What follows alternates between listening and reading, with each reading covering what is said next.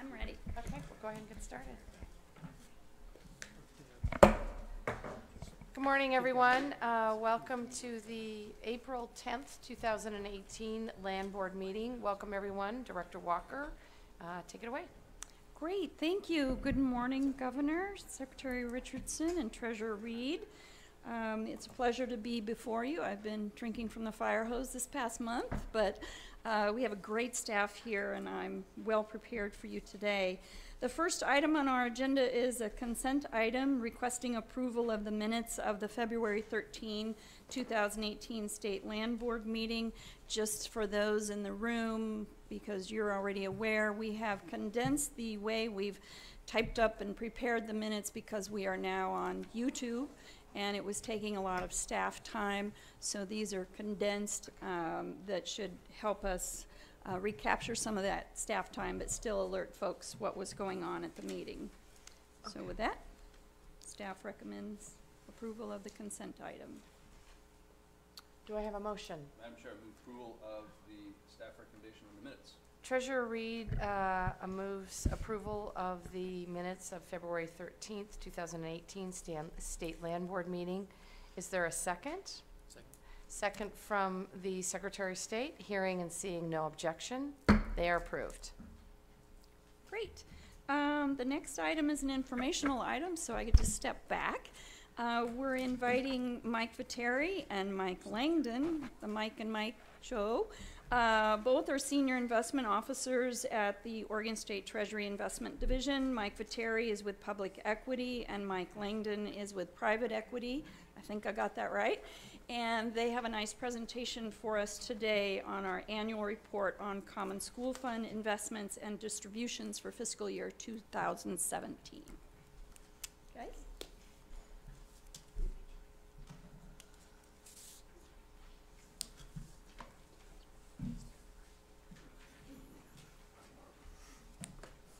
Good morning and welcome. Thank you for being here. Good morning, Governor Brown, Secretary of State Richardson, and Treasurer Reed. I think in front of you, you have the State Land Board annual memo review, the packet. I also created a PowerPoint presentation to kind of help guide the discussion. I've also included this morning a presentation which was provided to you last year by Callan Associates, dated May 9th. It's the distribution study, and so we may touch upon that a little bit later on today. Great, thank you. Let's go ahead and start with the presentation. Page 2. These are high level, so I'm more than happy to answer any questions if you have any, and we're great to be interactive. So page 2, Common School Fund asset allocation that's presented in page 2 in the bottom panel was approved at the January OIC meeting. This included a target allocation to real assets, which is predominantly real estate, and another asset allocation called diversifying strategies, which is really called alternatives. Those terms are used back and forth. The reason we use those two terms is because those are the terms used in the OFPERF presentation that the OIC also sees, and so we're just trying to use the same language, if you will. This resulted in so the 10% allocation to real assets or real estate, 10% allocation to diversifying strategies resulted in a reduction, a 15% reduction in global equity, which is, everyone knows what the stock market is, so it's 15% reduction there, and also a 4% reduction in fixed income. So at the bottom you see, bottom panel, you see the asset classes on the far left-hand side, the benchmarks, which are in the middle, and we'll get a little bit more into what those benchmark definitions are, and then the prior and current approved asset allocation and the ranges associated with it. So one comment I do want to make is that this asset allocation was informed by the distribution study that was provided to you last year. So the takeaways from the distribution study were that Callan came back and recommended a 4% distribution max going forward. They looked at the 5% distribution range, they looked at 6%, 3%, but really in order for the Common School Fund and the distributions to remain sustainable and not to eat into the corpus of the fund going forward, 4% was really the max, and that's what Callan recommended at that time. Now, with the passing of Senate Bill 1566, this puts a new wrinkle on it, so we'll talk a little bit more about that towards the end of the presentation. So page 3, we're just going to talk about benchmarks and what benchmarks are. Benchmarks end up being a standard or a way to measure asset class performance. In the case of public equity, we have something called the MSCI, and that stands for Morgan Stanley Capital International All Country World Investable Market Index. Now, that's a big word.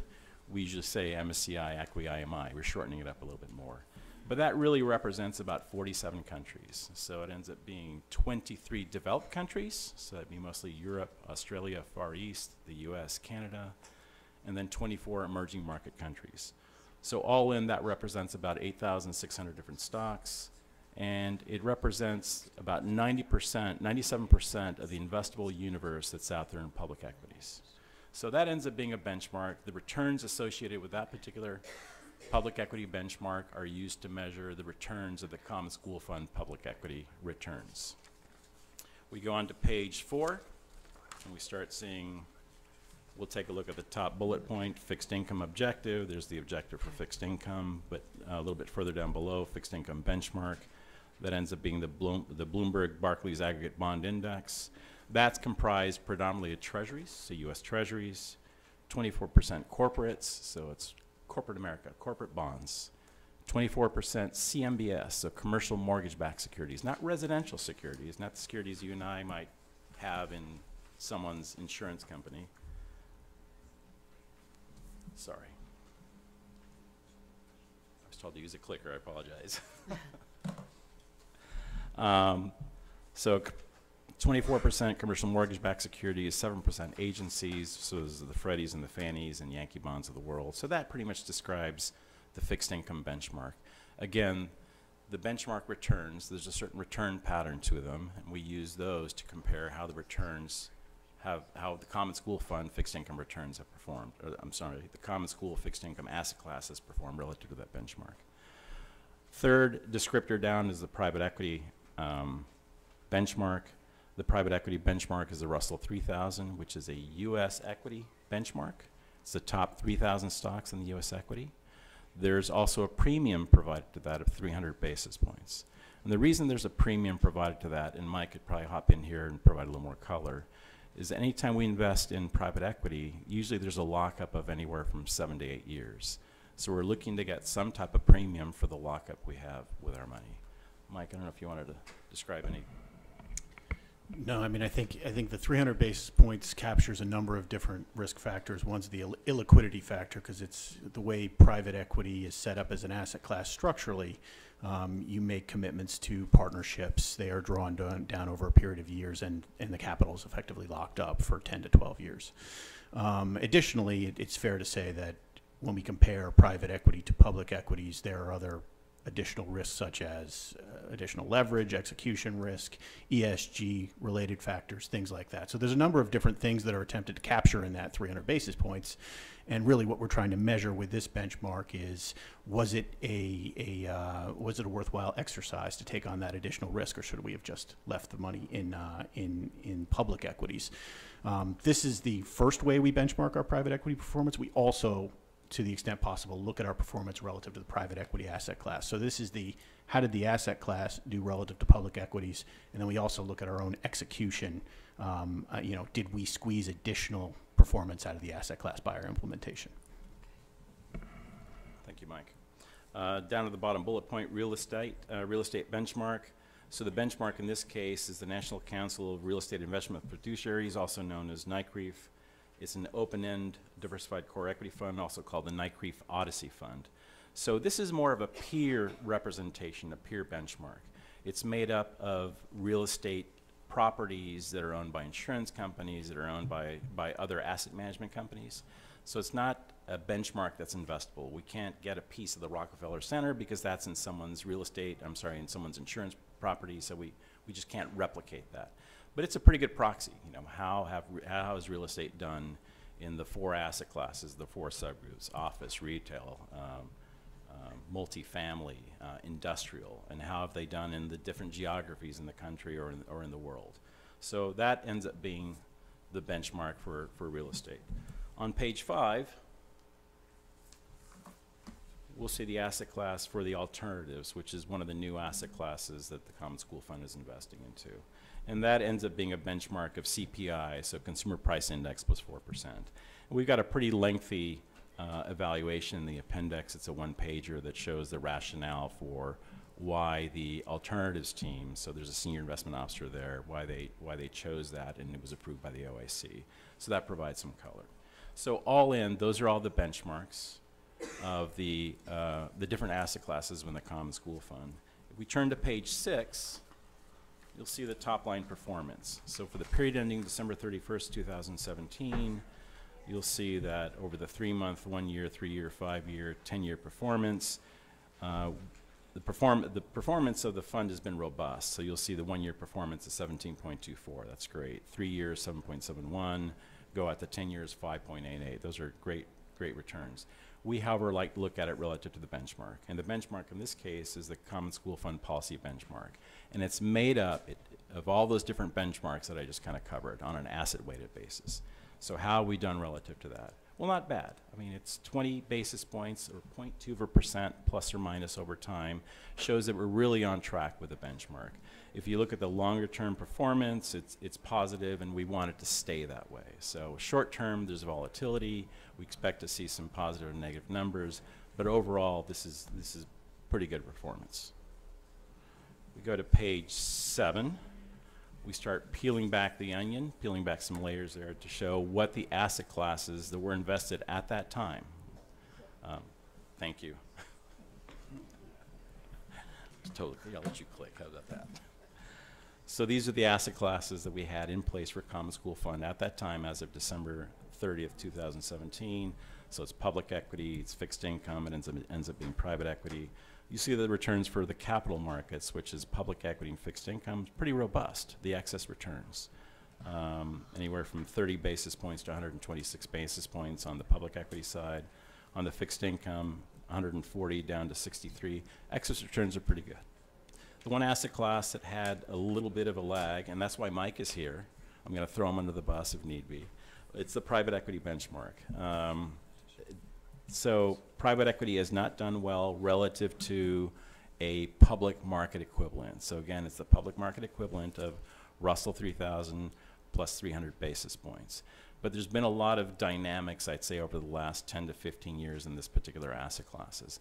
There's been a lot of new funds that have come online. There's sovereign wealth funds ranging anywhere from $300 to almost $1 billion around the world that are crowding into the space.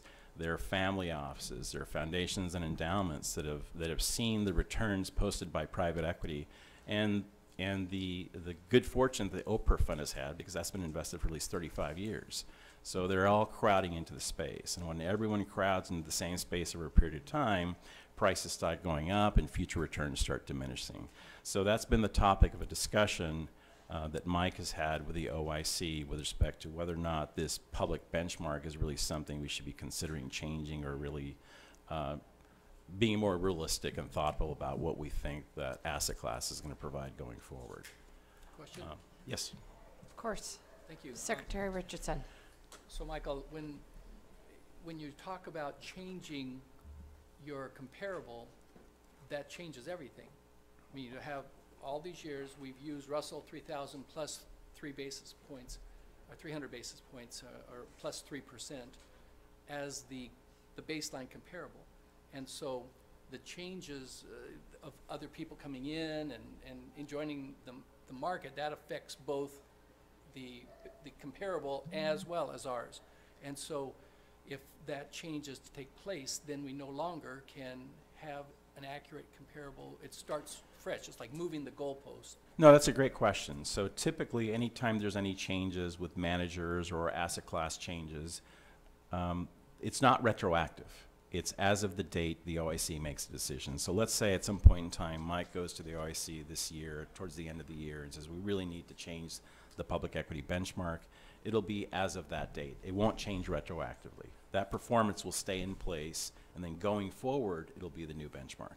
My understanding, though, with key performance measures, you want to be able to see how things have gone in the past and how they are going in the future. When you change the performance measure, what you're measuring against, now you no longer are able to have an accurate comparable. Like right now, you're looking at 3 months, 1 year, 3 years, 5 years, 10 years, but no longer would you be able to do that because you're changing the rule, you know, your measure. Sure. Let's say we circle back and it's the, let's say the OIC made the change as of January 1st, 2018 on a new benchmark. We don't know what it would be. Let's say it's a new benchmark. And then we're here presenting again for period ending December 31st, 2018. The only number that you would see that performance benchmark change would be in the 1-year number. Right. It would be in the 1-year number. It wouldn't be in the whole 10-year period. I understand that Okay, completely. all right. We're communicating, but missing the point. The point is that when you have measures over time, you can see how things are going. When you change the measure, now you no longer can compare with how things have been in the past to see how things are. It's changing the rule.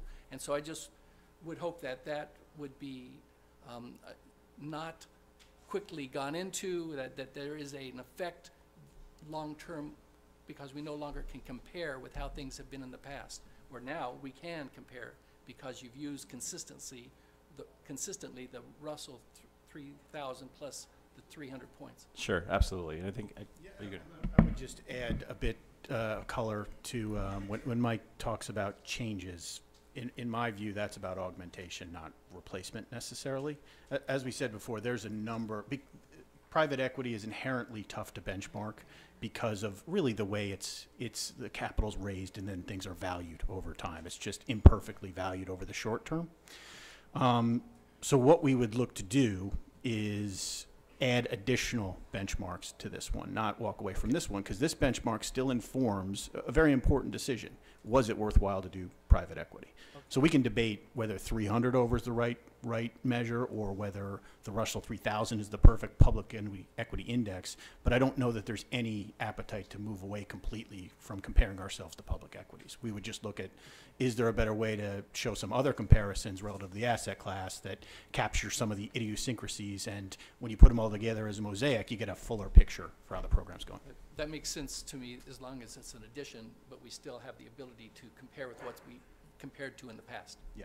Treasurer Reed.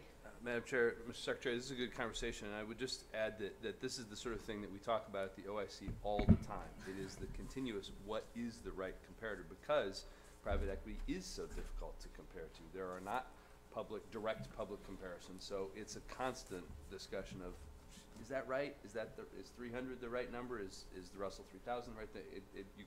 You can be assured that that's not something that the OIC is ignoring with any frequency. I wouldn't think so. I mean, Yeah. I'm very impressed with the professionalism of the OIC. So one page I want to leave on, since we brought up the topic of private equity, would be page 9, and I'll have Mike hop into this, but Mike mentioned early on that there is a public equity benchmark which we use to compare private equity. So it's the opportunity cost of being invested in public equity, being invested in private equity.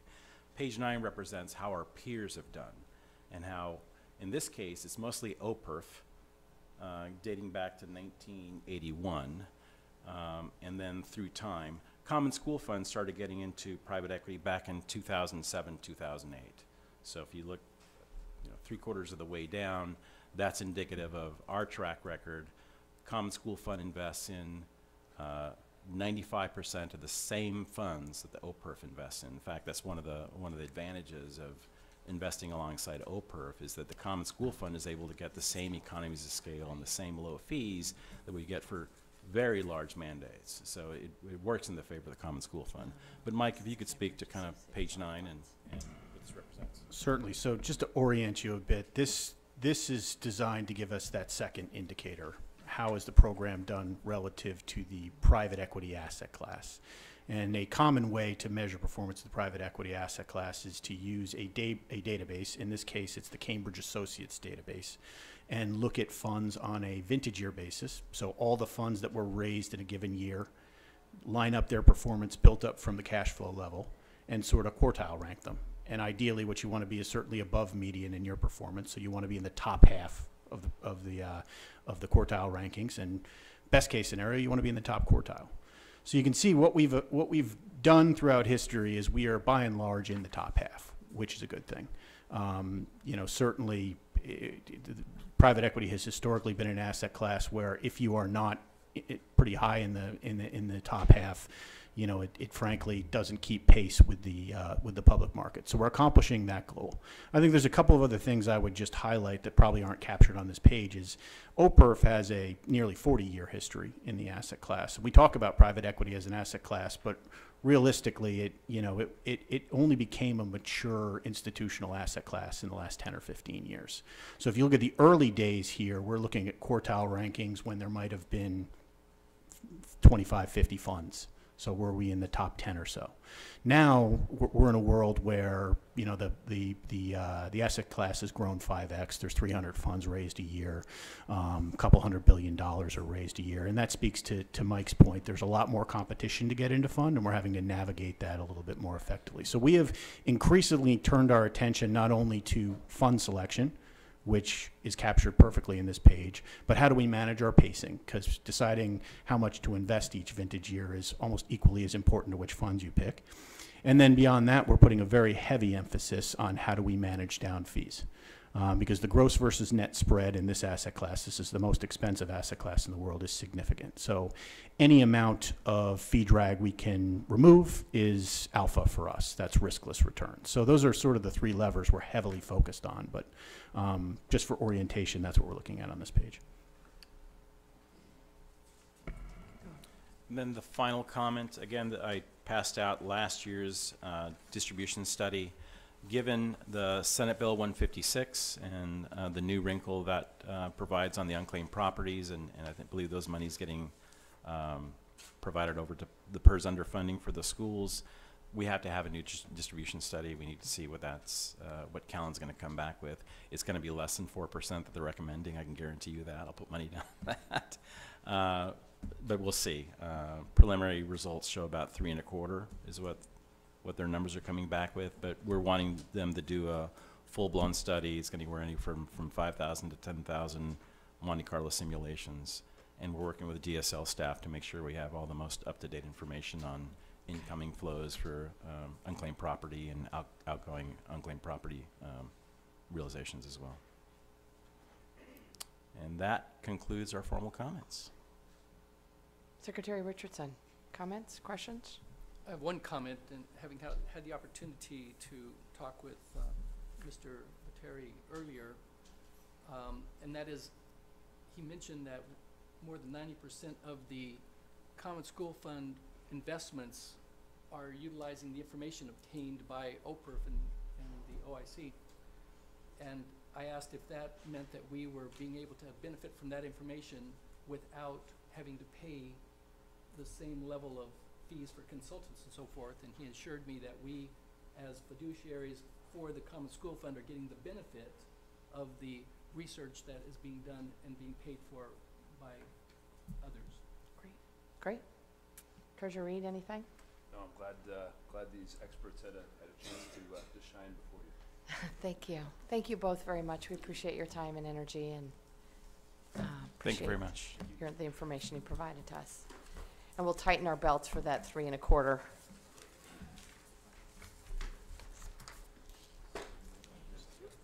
Okay. Great. Okay. Director Walker, let's hear a staff report on action item number 3.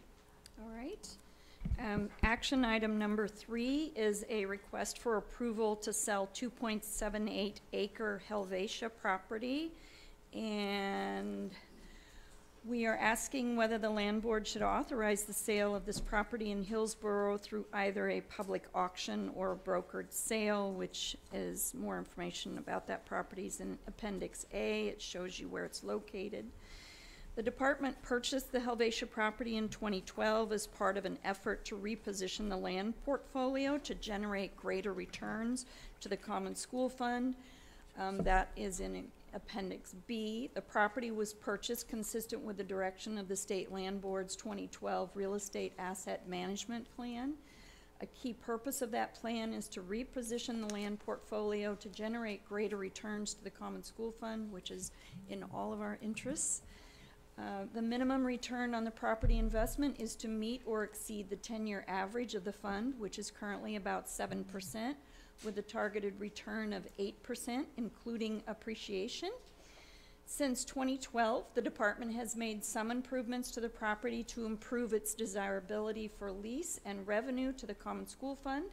It is currently leased at full capacity with the tenants for a variety of light industrial uses. On September 18th, 2017, the department received a request to purchase the property from Pacific Northwest Properties, and that's a letter of interest in Appendix C. Considering the purchase price of the property, the net operating income, and the projected sale price of the property over the time the property has been owned, the property has an internal rate of return of 8.12%. This meets our goal of 8% return when the property was purchased, so I think we've done pretty well. The property has posed some challenges for the department. This type of property usually has short leases from 3 to 5 years, with each new tenant wanting tenant-specific improvements. Those improvements reduce the return on our investment and are a drain on our limited resources here at the department. Our real property staff are not always available to nimbly address the requested construction improvements, and several prospective tenants could not wait the length of time that it would take, so we sort of lost out on those folks. The building is fully leased, however, and the local market has a low vacancy rate, so it's a good time to market the property.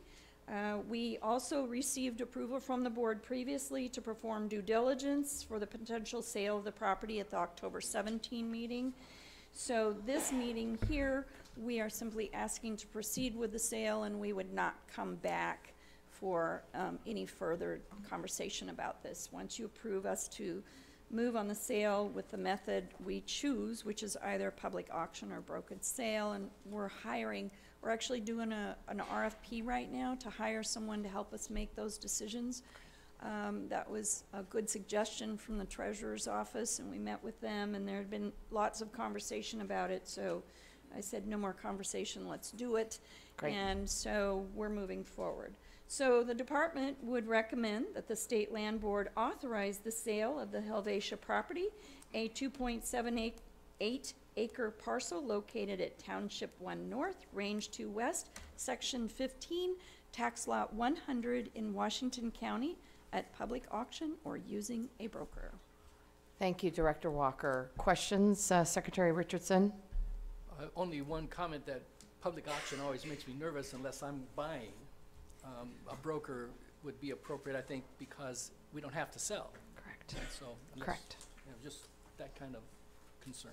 Thank you. Yes. Treasurer Reed. Madam Chair, I would just comment that I'm glad to see momentum. I think this experience, while it appears to be working out well, is a further example of how we're better off investing in funds rather than individual properties. And unless there's an objection, I'd be happy to make the motion to approve the recommendation to proceed with the disposition of the property. Thank you. Before you do that, I have about 10 folks signed up to testify on items 3-4. I would like to hear from anyone who is wanting to give testimony directly on item number 3, which is the staff's request for approval to sell the 2.78 Helvetia property. All right, we'll take your motion. I'm not seeing or hearing anyone. Okay, come on up. Would love to hear your thoughts about this particular property. No, we want you to come up and testify. You need to state your name for the record and tell us what you think we ought to do about this particular property. Thank you. Yeah. Hello, Secretary Richardson, Governor Brown, and Treasurer Reed. I just wanted to say that I am so happy to see the board using an inclusive public process to deliberate on the use and sale of state lands. And I truly hope that this democratic model is used in reference to the proposed Jordan Cove Energy Project to better address the concerns of impacted communities and to ensure, if approved, that the project is truly in the benefit of the public. That being said, my name is Dylan Plummer, and I'm a student at the University of Oregon and a lifetime Oregon resident, and I'm highly concerned about the Jordan Cove Energy Project. I was raised on the Rogue River, and as you can imagine, its continued health and beauty are of utmost importance to me. The proposed route of the pipeline would cross not only the Rogue, but the subbasins of 5 other major salmon-bearing rivers in the state.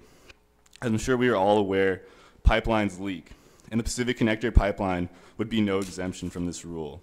The threats posed to our waterways because of this pipeline are much too high to even consider its approval. When looking at this project, we must consider not only ecological concerns, but social ones as well. The Klamath Confederated Tribes have come out strongly against the pipeline, stating concerns about the destruction of culturally important sites and the threats to hunting and fishing treaty rights on their traditional lands. This isn't to mention the concerns of impacted private landowners and environmental concerns as well. So in conclusion, Kate Brown, I admire your continued commitment to environmental leadership, and I'm so excited to vote for you this fall. With that said, I urge you to set an example to politicians across the country and help us to reject the Jordan Cove Energy Project and Pacific Connector Pipeline and any other new fossil fuel infrastructure in our state. Please don't force my generation to face the consequences of irresponsible projects such as this one. So at the very least, I would ask that you place the permitting process for the connector pipeline on the agenda for future state land board meetings. Thank you.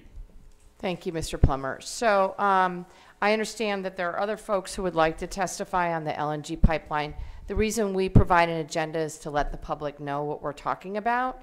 And I'm happy to have you all talk and testify. We're going to limit testimony to 2 minutes under item number 6, other.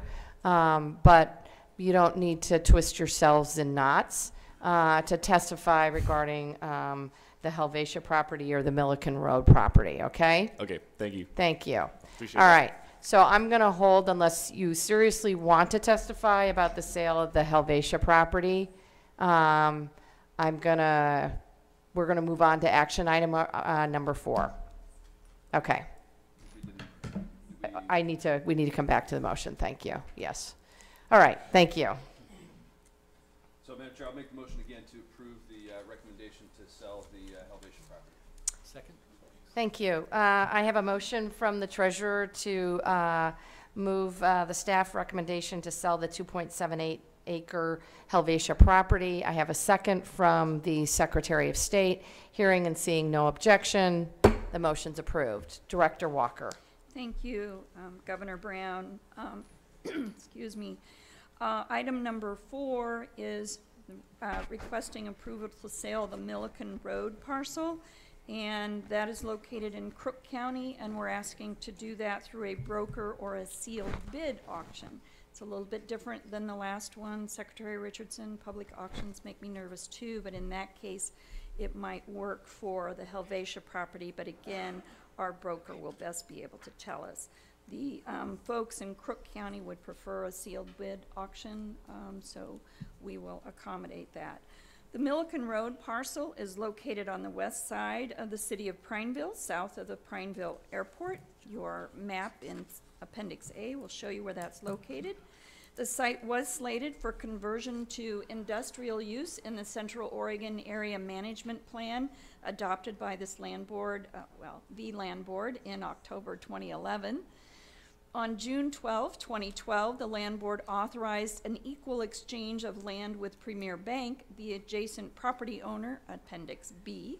The due diligence conducted for that exchange also included altering the boundaries of both properties from long, narrow parcels to square parcels and gave DSL road access to the reconfigured Milliken Road parcel. This was done to improve the marketability of both parcels for future commercial and industrial development and use, which is what is desperately needed in Crook County. As part of the exchange agreement, the city of Prineville agreed to annex the DSL parcel as an industrial parcel. Upon the completion of the exchange, the parcel was annexed to the city and became certified as a shovel-ready site under Business Oregon's Certified Industrial Site Identification Process. The property reconfiguration enabled by the land exchange, annexation by the city, and certification as shovel-ready all support the recommendation from the Central Oregon Area Management Plan to increase the value of the property by preparing it for industrial use. The property was actively marketed in 2012 and 2013 under a joint marketing agreement with the Premier Bank property, but we received no offers at that time. Recently, however, DSL received an application to purchase the property by one of the neighbors, Legacy Ranches. Through the public review process, the City of Redmond and Economic Development for Central Oregon, otherwise known as EDCO, expressed support to sell the parcel due to the interest in developing manufacturing jobs within the community. After conducting various due diligence studies, DSL has determined that a land sale is in the best interest of the state of Oregon and the Common School Fund. Therefore, the department recommends that the State Land Board authorize the department to dispose of the Milliken Road parcel, excuse me, a 159-acre parcel located at Township 15S, Range 15E, Section 14, Tax Lot 2300 in Crook County. The department recommends this property be disposed of through a broker or by a sealed bid auction process, or a sealed bid process, excuse me, conducted by the department. Thank you, Director Walker. Questions, comment? I would make one Secretary Richardson, please. Madam Governor, this is a very positive move because it enables Crook County to have highest and best use for this property, which generates jobs and helps with the funds that they're going to need for taxing this property for education. So I think it's very positive. Great. Treasurer, I'm actually very pleased with the department's work on this particular issue and appreciate their level of collaboration with the county and the local community. So does that mean there's a motion? I move that we accept the recommendations. Thank you. Secretary Richardson moves that we approve the staff recommendation to sell the 159-acre Milliken Road property. Second. Treasurer Reed gives a second. Hearing and seeing no objection, so approved. Thank you. Great, thank you. Agenda item 5. 5. All right, this item requests approval to expend limitation received during the 2018 February legislative session and to initiate budget limitation requests at the 2018 May Emergency Board meeting. I will start out by saying that typically you've not seen these requests before, and that's a change under my leadership. So you will be seeing requests to expend funds that require land board approval because they use common school fund monies. There are also one of these uses a mix of statutory and common school funds, but to err on the side of caution, I'm going to ask land board approval. So we have on page 2 of item 5 from the February 2018 legislative session. Item number 1 is the information technology positions for the land administration system. DSL requests permission to expend the limitation received during the 2018 legislative session. This limitation will allow the department to adequately respond to the need of upgrading its land administration system, also known as LAS, which was created in 1999. The limitation will allow the department to establish a limited duration position, a permanent full-time position, and the reclassification of position with the information technology section, allowing the department to effectively manage the LAS upgrade project. The total amount of that request is $410,102 and other funds. Director Walker, before you Yes. move on, I'll see if you have any questions or comments from board members. None. All right. All right, I'll move on to the May 2018 Emergency Board items that we're asking for approval. The first one under number 2 is the forester position. DSL requests to hire one limited duration full-time forester position to assist with the management of the Elliott State Forest. This position will be located in Coos Bay to assist with questions from the public and to work with the Elliott maintenance contractor. The request is for personal services, and the total amount is $182,572 other funds. And before I move on, let me say that in my meeting earlier with Secretary Richardson, he had asked for a little more detail about why that position is needed. So if I might, Governor? Please. Currently, we have a staff person in Bend who manages the Elliott State Forest for us. Yes, I know we have Titan Kelly managing the forest, but we have to have somebody manage Titan Kelly to make sure that they're complying with the Forest Practices Act and doing all the things that we expect them to do under the contract. This person also, however, does monthly review of the contract and reviews and approves all billing invoices, responds to inquiries from the public relating to general use of the forest, allowable uses of the forest. There's a lot of folks that want to come in to the forest and utilize it. Reauthorizes expiring uses on the forest such as communication, site leases, roadway easements, coordinates with Coos County Forest Fire Protection Association for fire level and closures necessary for public safety, fenced and signed historic lookout site to protect structures per SHPO, and there are a host of other things that we need forestry expertise for. This person doesn't have forestry expertise. She can manage those things, but she can't do these other things that I'm about to outline. Several of our timber sale units have been laid out by Oregon Department of Forestry for harvest over the next several years. A decision will need to be made on whether or not DSL will initiate this harvest activity. This is where a forester's expertise is critical to assist in that evaluation and rationale. Forest vegetation levels also vary by season. General use inquiries are strong in the spring, summer, and fall months, and there are also additional requests that come in. Furthermore, DSL has approximately 35,000 acres of forest land classified properties across the state, essentially all of our forest lands outside of the Elliott State Forest. The department is responsible to manage these forest lands as part of our overall portfolio. Most of the forest land classified parcels are smaller in size. A forester's expertise would provide knowledge and management of these forest lands to determine the highest and best use of these lands. They would also be able to provide the department with information related to site characteristics, harvest need, reforestation efforts, and disposal of exchange options. And finally, here are the things that are not getting done because this staffer has been redirected to manage the Elliott. Her area of responsibility is providing property management oversight in the far eastern Oregon counties and all of the southwestern Oregon counties. Because of the demand of the activities on the Elliott, almost all uses or requests within these counties are experiencing delayed or no responses. Top priority requests or authorizations are being reassigned, which is impacting the workload of one other property manager in the Bend field office. For example, 10 applications are currently being reviewed and processed by the one other property manager in the Bend office that are Amber's current responsibilities.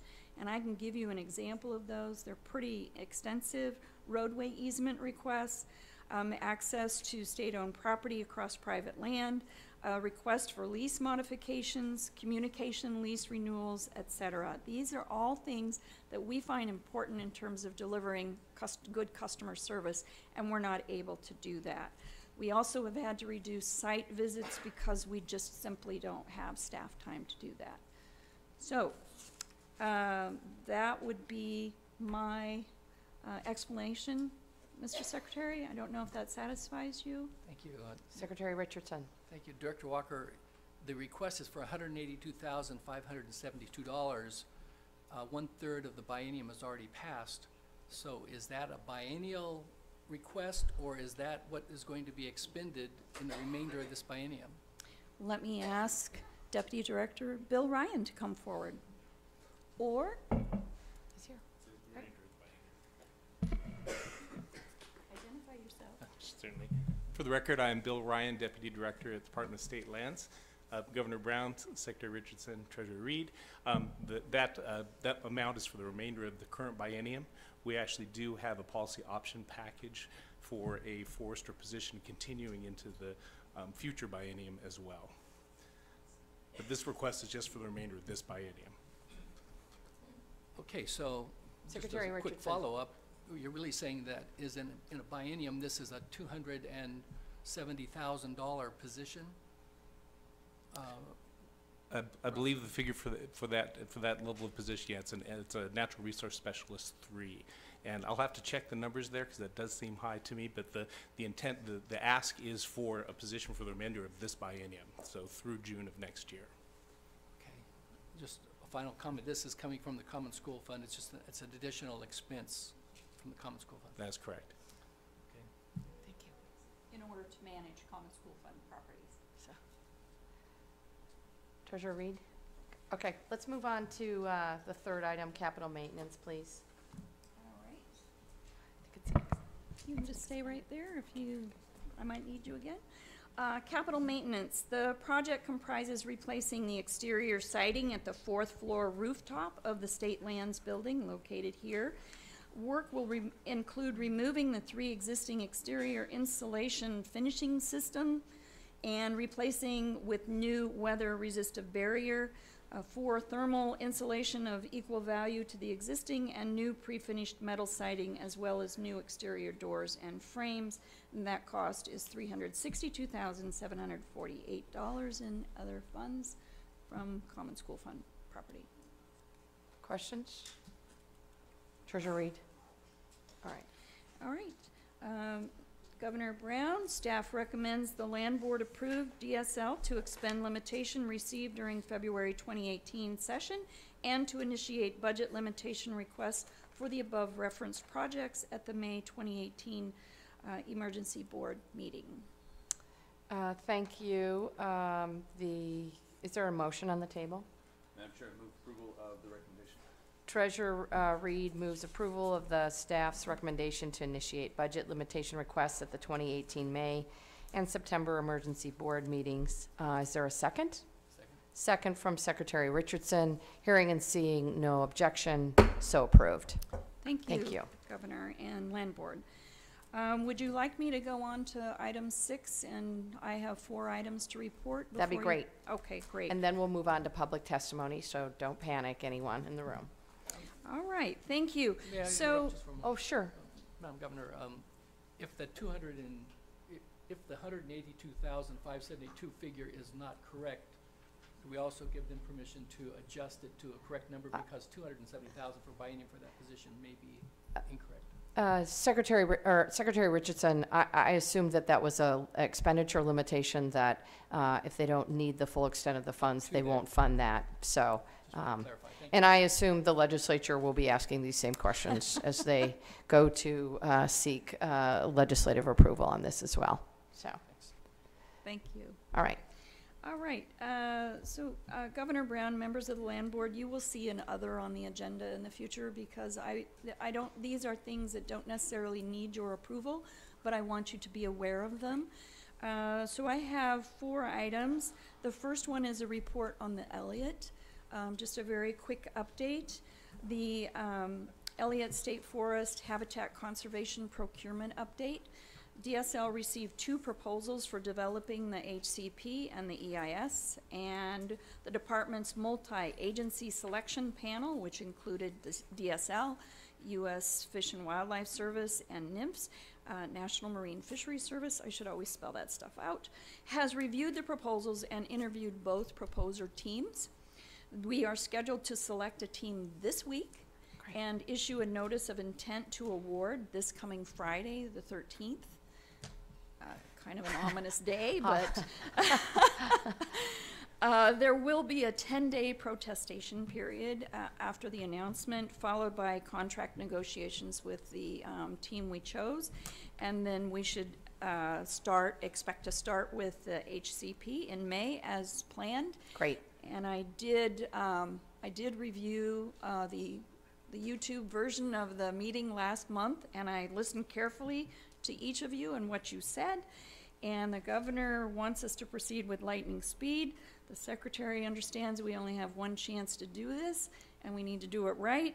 And the treasurer wants us definitely to decouple. So With that, I'll move on to point number 2, which is the decoupling process. We did complete phase 1 last month, where we developed the foundational elements through the IGA with intergovernmental agreement with the Oregon Consensus. We are now deeply into phase 2. To date, the Oregon Consensus has completed 16 interviews. 15 interviews have been scheduled, and 3 are pending a date-time confirmation. Please note that the total number of interviews could increase slightly as a result of ongoing input into who should be interviewed. This is a very inclusive process. The team hopes to complete phase 2 by midsummer. And as you may recall, phase 3 will then consist of a convening of an advisory group with a no later completion date than spring of 2019. Again, we are moving with lightning speed. Great, thank you. All right. I would just, as you move forward on advisory groups, Director Walker, I am in the process of completing task forces, et cetera, assigned to me by the legislature, and I would just encourage you to make sure that there is a diversity of voices represented at the table, including tribal interests and local community interests. Thank you, Governor Brown. With that, we have discussed that. Thank and you. They are also being included, a very diverse group is being included in phase 2. The next thing I wanted to note for you is the global cleanup site on the Columbia River. You've heard about that before. We have received expenditure limitation from the legislature in the February session of about $7 million, which has mostly been spent to date, to remove the 24 derelict vessels and the 1 sunken vessel. There is 1 vessel remaining, however, the River Queen, and it has been determined by the Coast Guard not to be towable. So the folks we've contracted with, Global Diving and Salvage, has given us another bid of $5.5 million to deconstruct and remove that ship, that boat, that very large boat. We are pushing back on that number. We are reviewing our contract to see how much of the additional work they're requesting was already in the original contract, because I'm not want to say 5.5 million is a go. And then we also recently, just this last week, had another company, Hayak Maritime, go out and review the project with Global Diving, and they have come back with a tentative proposal that would not cost as much, and we're reviewing that right now. So we just wanted you to be aware that there are problems with that. Right. And the final thing that I wanted to alert you to is just a good customer service issue we've got going here. The permit staff in our Eastern Oregon region asked if we could translate some basic removal fill wetland material into Spanish.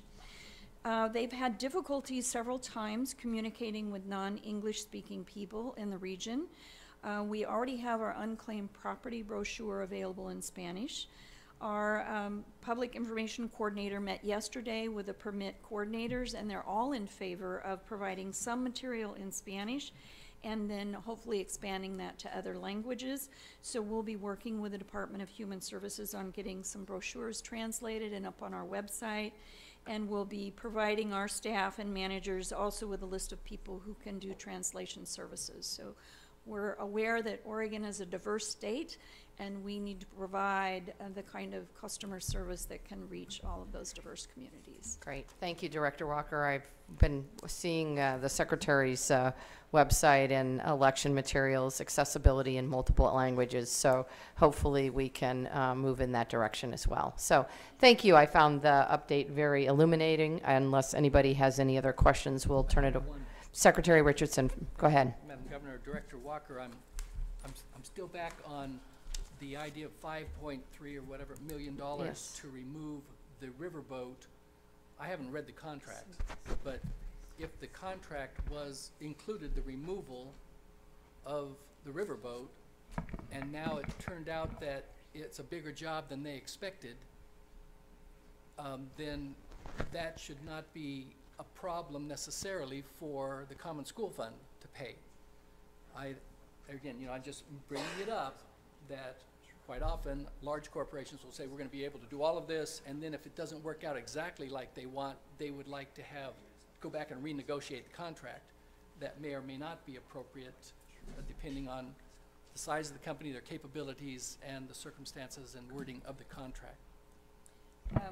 Governor Brown and Secretary Richardson, I agree with you that that's why we're pushing back. We're examining that contract very closely. We've already identified some items that they wanted to charge us for that we said no, that's already included. One of those items was about $170,000.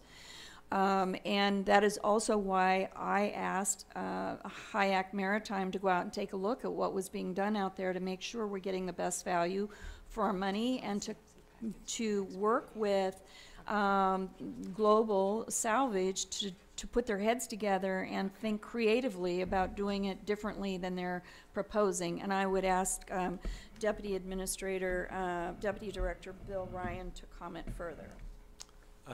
Yes, so everything that the director just said is applicable. We are looking at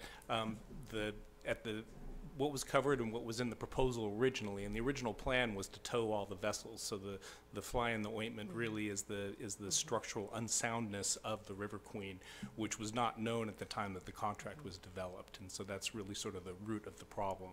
And so it's looking like, because it can't be towed, it needs to be put into a dry dock in order to move it to a place where it can be deconstructed, or to deconstruct it in place. And so part of the negotiation that we're looking at now is actually moving it to an upland location for the deconstruction, which should reduce the cost significantly for that work. Further questions, Secretary Richardson? I would add, Governor Brown and Secretary Richardson, that this other company came to our attention when we made a trip out to Astoria a couple of weeks ago at North Tongue Point, and a new business has been established there, and we just asked them offhand, could you go take a look, and can you be of assistance? And they're the ones who believe that they can bring the ship to their location at Tongue Point and save us a significant amount of funds. Okay. So just one final comment. Sure, sure. Would it be, I mean, we'd assume then that whatever portion of the contract that was allocated toward the towing of that riverboat would be reduced from the contract and applied to a new contract to someone else. I assume they will do their due diligence. And I also am aware that there is a policy option package for the next biennium to take a look at adjusting insurance practices in this arena as well. So I think it would be great for us to hear an update on this issue at the next meeting, so that we can all hear what's going on. I think we're all concerned, and we'd love to hear a report back at the next meeting on this particular issue. Absolutely. Governor Brown and members of the Land Board, I actually hope to come back with a success story too in our leasing program, because we're working with Hayek Maritime on trying to make their business successful while still adhering to our role of making money for the Common School Fund. But we found some flexibility in our rules that I think are going to be helpful, and so I hope to come back with a really great success story for you in June. Great. All right. Thank you very much. At this point, I will open a public hearing on public testimony, and I'm going to give everybody 2 minutes, except for Mr. Plummer, who already had an opportunity. But I'd like to have James Barber, Sam Kropp, and Hannah Lynch come up, please. And we'll get a third chair up. Before you start, I wanted to let everyone know that currently the Jordan Cove Pacific Connector Pipeline Project removal fill application to the Department of State Lands is incomplete. That said, I assure you that we are interested in hearing from all Oregonians now during the permit application period. Certainly now is the time to make sure that your voices are heard through the permitting process. So take it away, Mr. James Barber. Thank you. You were covering your T-shirt. James Barber, Lane County. Thank you for allowing this testimony. With an eye on carbon reduction and climate goals, I'm here to speak in opposition to the Jordan Cove Pipeline and really any new fossil fuel infrastructure. Please keep in mind that new fossil fuel infrastructure will seek to maximize its profitability.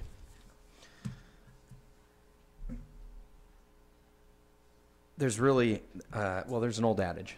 If you find yourself in a hole, stop digging. We are in a hole with regard to climate change. So in this metaphor, fossil fuel infrastructure is an excavator. Please let's stop digging. Now, a friend of mine, Joy, didn't get to sign up, and I'm going to read her comments quickly. She says, I'm very concerned about the use of state lands to build a route for a pipeline through southwestern Oregon and an LNG transfer station in Jordan Cove. I have family that works and lives in the Coos Bay area. They have grave concerns about the safety of their family and their children's futures with this potentially disastrous and polluting transfer station. The Jordan Cove transfer station will be built on a fault line. We're long overdue for the big one that we know is coming. When this earthquake happens, there's a huge likelihood of a tsunami. I have seen the plans for protecting the facility from a potential earthquake and tsunami, and I fear these measures would be completely inadequate to people and the environment. Please help my family to protect themselves and stop this project. If FERC gives the okay for the Pacific Connector Pipeline and Jordan Cove Terminal, I hope the Land Board will deny any removal fill permits for the waterways in its path and for the Jordan Cove dredging. You have the responsibility to be the protector of the land and waters, and I know you take this responsibility very seriously. Thank you for your work. Thank you. Hello, thanks for the opportunity to comment. My name is Samantha Kropp. I'm an educator and organizer based in Eugene, Oregon.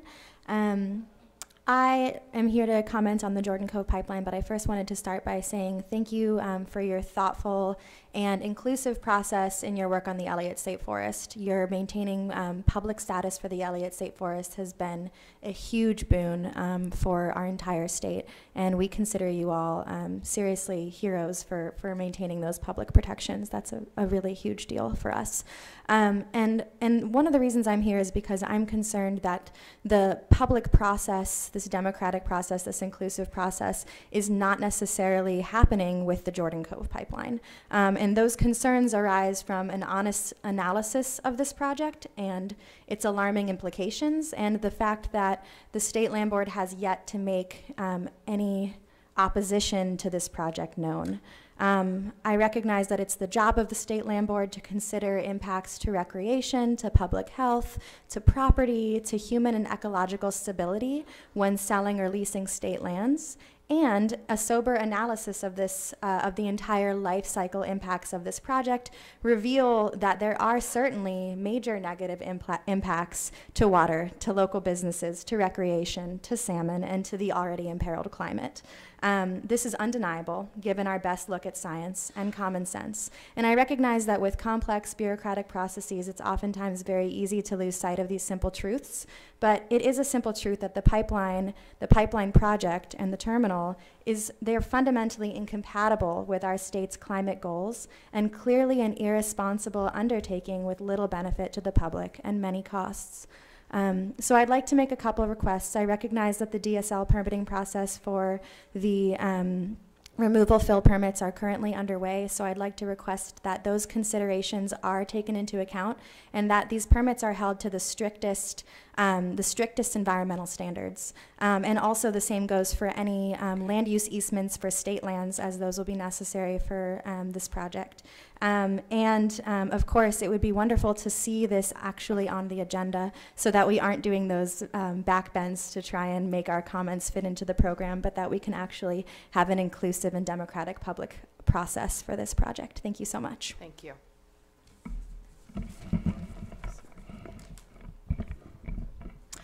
Hello, everybody. My name is Hannah Shanelmeyer Lynch, and I'm a resident from Coos Bay. I come here today because I am concerned about the awareness that people have of the Jordan Cove project in Coos Bay and what the State Land Board is willing to do and what efforts they're willing to put into educating people about the implications and the risks associated with putting in the Jordan Cove Pacific Connector pipeline. So really, I come here today to one, ask you what exact steps are you going to take in order to ensure that these people are aware of what could be going down there. Because I understand the economic angle with this. You know, like Coos Bay is a poor town. I understand. Like, I grew up there. I had many friends and close people who were impacted by many of the stressors in that area. It's a poor county. I understand. And so there are a lot of people who hear, you know, new jobs, or they hear this great potential. And you know what? It would look really great for the state to be able to say that they produced all these jobs. I hear that. But it is of utmost importance that people also hear the other side, that they also hear about, you know, the health risks, the environmental risks, because, you know, if this huge terminal is built, you know, right on the bay, where it's right across from the airport, if there were any kind of earthquakes, you know, this huge port, first of all, would collapse. There would be gas everywhere. But in the event of an earthquake, you know, power lines go down and everything would be up in flame. And I think it is essential that people know about this information. So, you know, depending on where the proposal goes, if it's approved or not, I'm just curious, what exactly is the board doing to ensure that Coos Bay and North Bend residents know exactly what risks are being posed to them? Thank you. Thank you. Next up, we have John C. Love, Will Watson, and Jim New.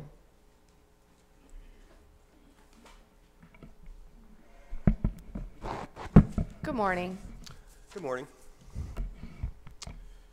My name is John C. Love. I'm a citizen of Oregon, and thank you, Governor Brown, Secretary Richardson, and Treasurer Reed.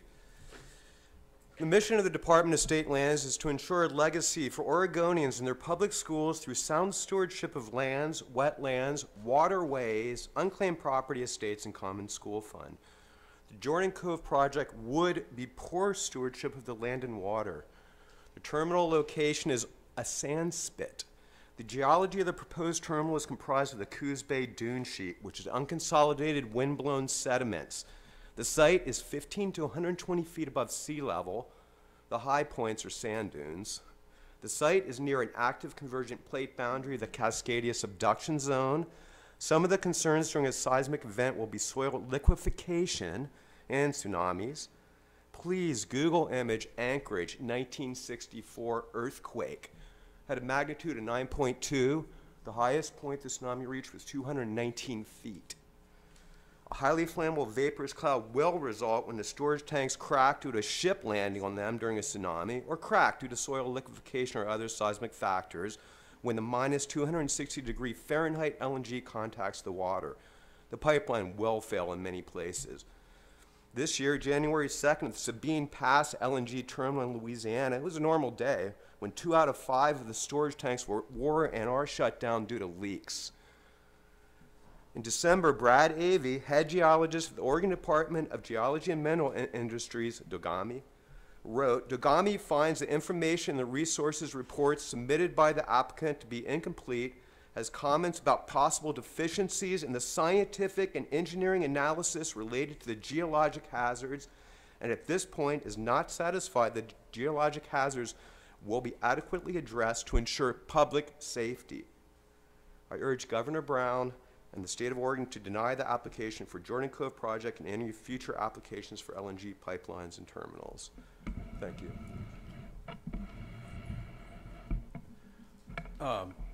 Thank you to the board for this opportunity to voice my opposition and concern about the Jordan Cove project and the Pacific Connector pipeline. I'm impressed by the diligence and transparency of your process here. Can you hear me? Yes, but I just need you to identify yourself for the record. My name is Will Watson, and I'm a citizen of Oregon, citizen of Eugene. Yeah.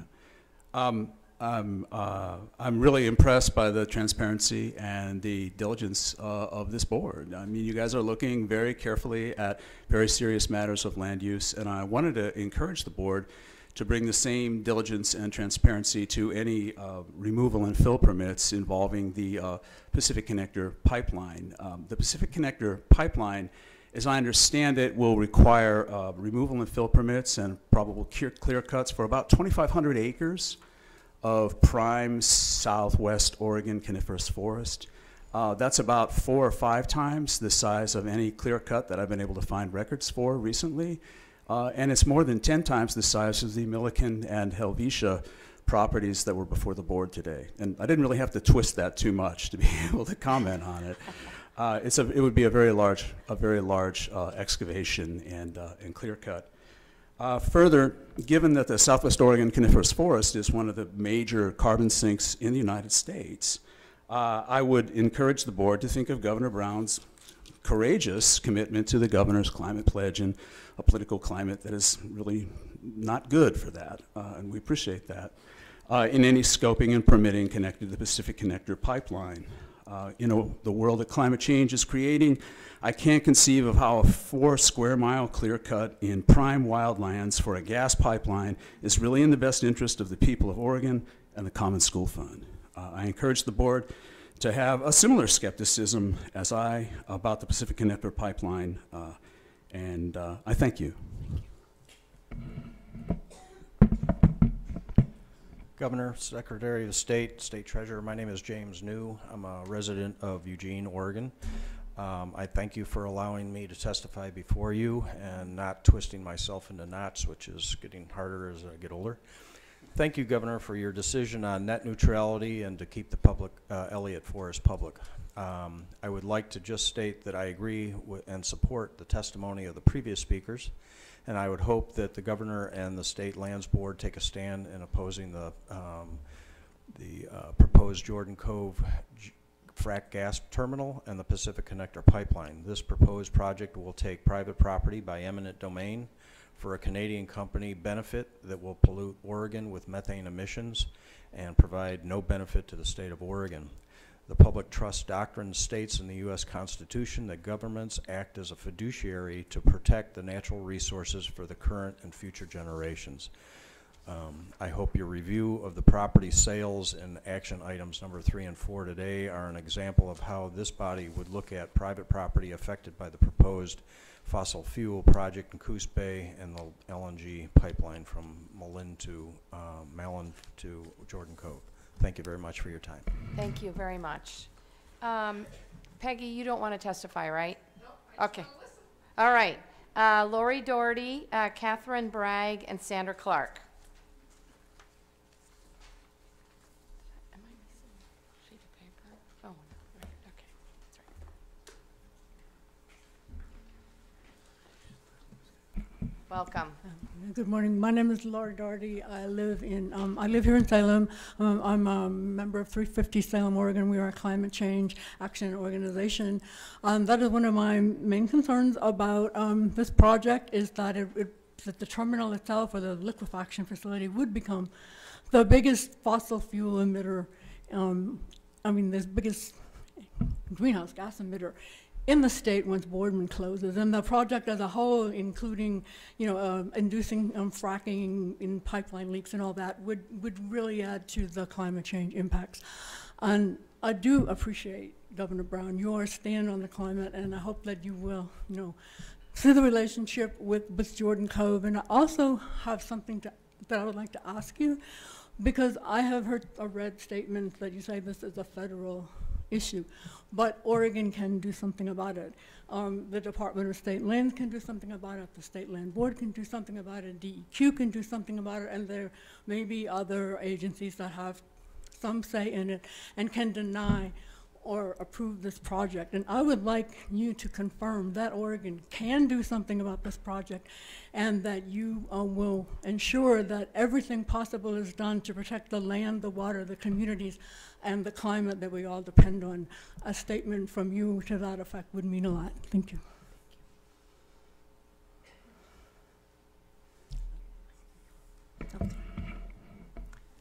Good morning. I'm Catherine Bragg from Eugene, Oregon. And I'm happy to be speaking with you, Governor Brown, and with other people who are working for us on our behalf as Oregonians. You're charged with upholding the values of conservation of natural resources, recreation, public health, property, human, aquatic, and plant life. And I'm thankful for your careful consideration of these, because you're called to defend these for the greatest benefit of the state of Oregon. I request, and therefore, your action in defense of public lands, public waters, and private and tribal lands and waters on the long stretch of pipeline from Malin to Coos Bay.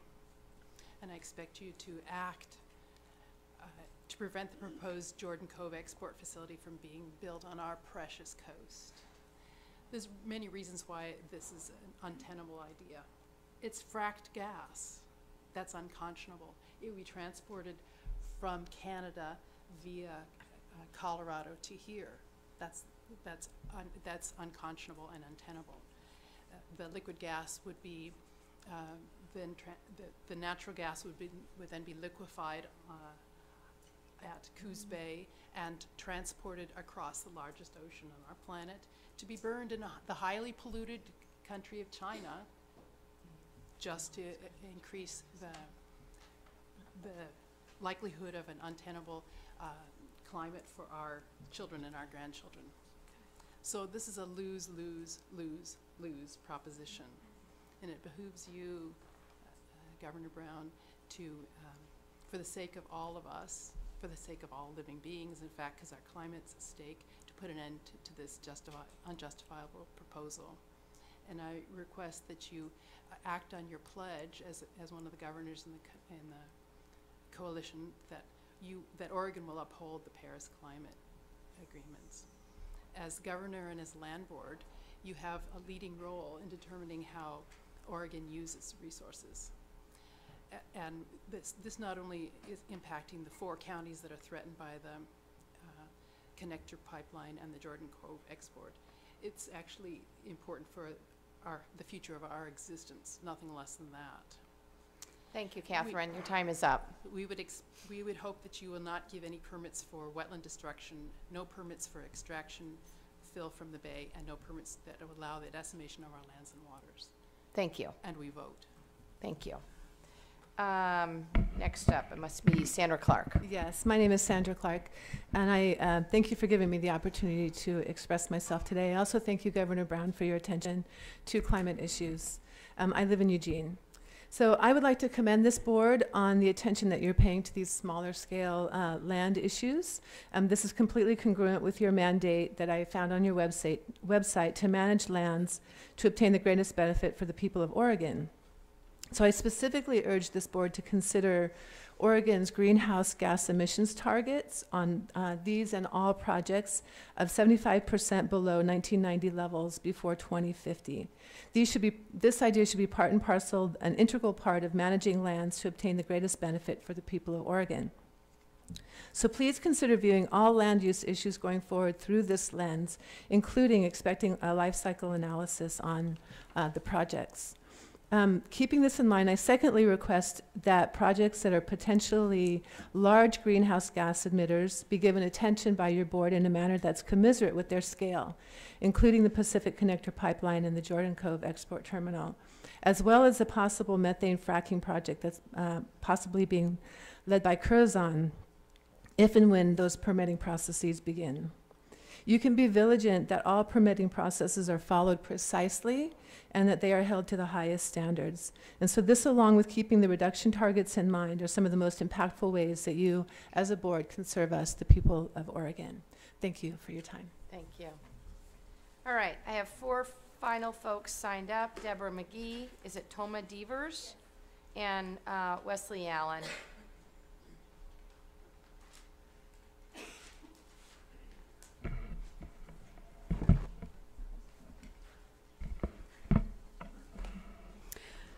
My name is Deborah McGee. I am a 40-year resident of Oregon, and I volunteer with 350 Eugene. Governor Brown, Secretary Richardson, Treasurer Reed, thank you for this opportunity, and also thank you for helping save the Elliott Forest. As was mentioned by Sandra Clark, your mandate is to obtain the greatest benefit for the people of Oregon, consistent with resource conservation and sound land management. The greatest benefit for the people of Oregon is not that of allowing a foreign corporation to take rural Oregonians' land by eminent domain. It is not beneficial to the people of Oregon to enable the greatest greenhouse gas emissions polluter, the Jordan Cove Export Terminal, to be built after finally closing the dirty Boardman coal plant. It is not in the greatest benefit for the people of Oregon to build a 232-mile fracked gas pipeline blasting through 400 streams and rivers, further degrading the existence of 32 listed endangered species. You may be aware that 200 species are going extinct every day. Scientists say we are living in the 6th great extinction. Governor Brown committed Oregon to remain still in the Paris Climate Accord. The fracked gas pipeline and export terminal are not consistent with keeping the temperature increase to 1.5 degrees. My ask is for all 4 directly affected counties to have hearings, not just 2 of them. In closing, I quote W.E.B. Du Bois, "We have no right to sit silently by while the inevitable seeds are sown for a harvest of disaster to our children. For our children's future, please help us transition to the clean energy that we know we must have if we are to survive." Thank you. Thank you. Hello, Governor Brown, and thank you for giving us this opportunity to voice our opinions. I'm an Oregon resident. I was born in Southern Oregon. I grew up on the Rogue River and the South Umpqua, and it is really disturbing to think that you guys would allow like a pipeline to go through these areas. There's 400 bodies of water that the Pacific Connector pipeline is slated to cross. I'm going to read a statement from the Klamath tribes here. Could you state your name for the record, please? Toma Devers. Great, thank you. The LNG pipeline from Malin would take place on lands that are within the traditional territory of the Klamath tribes and where there are located many significant cultural resources of historical importance to the tribes. The route of the LNG pipeline that we have examined shows it going through areas where villages once existed, and it may unearth human remains since graves with human remains have been found in these areas. The route also would go under the Klamath River and the Rogue River, which since time immemorial have been and continue to be important sources of fish for tribal members. The tribes are concerned with a risk to fish species if the LNG pipeline were to leak or otherwise release contaminants into these rivers, and how that would adversely affect these important sources of fish and the health of tribal members.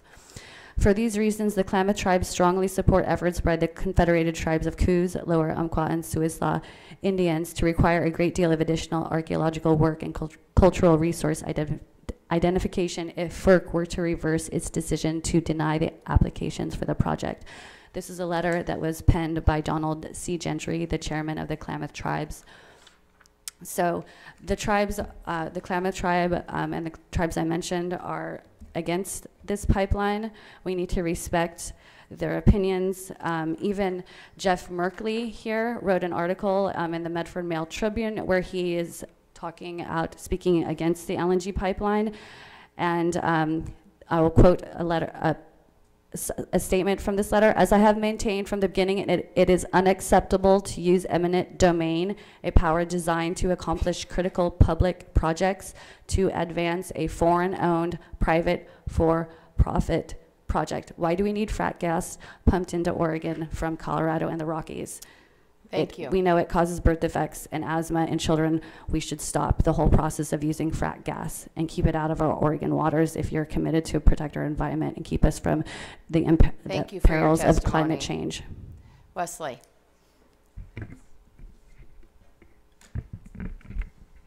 Governor Brown, Secretary Richardson, Treasurer Reed, thank you so much for this opportunity. And we all trust that we'll have ample opportunity in the future as well to speak on this issue. We're living through the crisis of our generation. Unfortunately, according to the Oregon Global Warming Commission 2017 report, we are not currently on track to reach our statutorily mandated greenhouse emission reduction goals in 2020 or 2050. I urge Oregon to follow through on its promises and deny land use applications for the Jordan Cove fracked gas pipeline. And here's why. Public and private lands, forests, and sensitive wetlands stand to be ravaged and polluted by this large-scale construction by a foreign company. Methane leakage along the pipeline from origin to export is inevitable. As I'm sure you all know by now, methane is a powerful greenhouse gas, far greater than carbon dioxide. Reports indicate that the Jordan Cove pipeline would become the largest single greenhouse emitter in Oregon. There is fierce opposition from our indigenous communities, including the Confederated Klamath Tribes. Hundreds of landowners and conservation groups also stand in opposition, asserting rights to their land.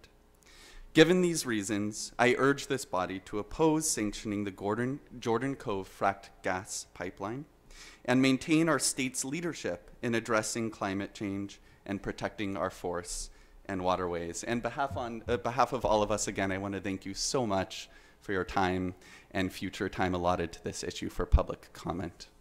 Thank you. All right, we have one person left signed up, Carol Schur.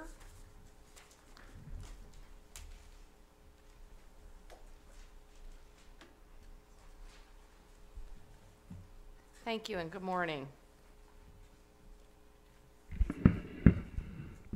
Good morning. Thank you for this opportunity. I'm Carol Shear from Eugene, Oregon with 350. As a 72-year-old grandmother, this is not about my life. It is about the lives of our children and our grandchildren. Children deserve to have a stable climate and healthy atmosphere. The Pacific Jordan Terminal and Pacific Connector Pipeline will negatively and profoundly affect our amenities in Oregon, will increase the risks of various natures and create stress in people and the environment. Costs will be great. Eventually, the project will become an eyesore, as the industry will become obsolete. Costs of cleanup and destruction will become the responsibility of Oregon taxpayers. As our amenities are degraded, state services will be reduced. State costs will rise from destructions caused by the project, and state income will decrease as Oregon becomes less attractive to those who would pay for their fair share. Do not lead us in the direction of the coal industry states. Do not allow the taking of our amenities to profit Wall Street hedge funds, foreign corporations, and other entities that do not care about Oregon other than our land as a cheap resource to be used to grow shareholder profits and profits of those who are not residents of our states. It is my responsibility to not be silent. It is your responsibility to govern with integrity and courage. As Governor Brown said, future generations will judge us not on the fact of global climate change, but on what we do to tackle it. Specifically, please deny the removal fuel permit for the Jordan Cove Terminal and the Pacific Connector Pipeline. Thank you for my children, for their children, and for all the children. Thank you. All right. Let's see, Director Walker, unless you have anything further for the board, I'm going to conclude the public portion of this meeting. And the board is going to move to a different conference room to meet in executive session to confer with our legal counsel regarding litigation. The board will not be making any decisions and will adjourn immediately thereafter the executive session. So stay tuned. We will see all of you probably at the next meeting. Thank you and travel safely. I'm just guessing. Good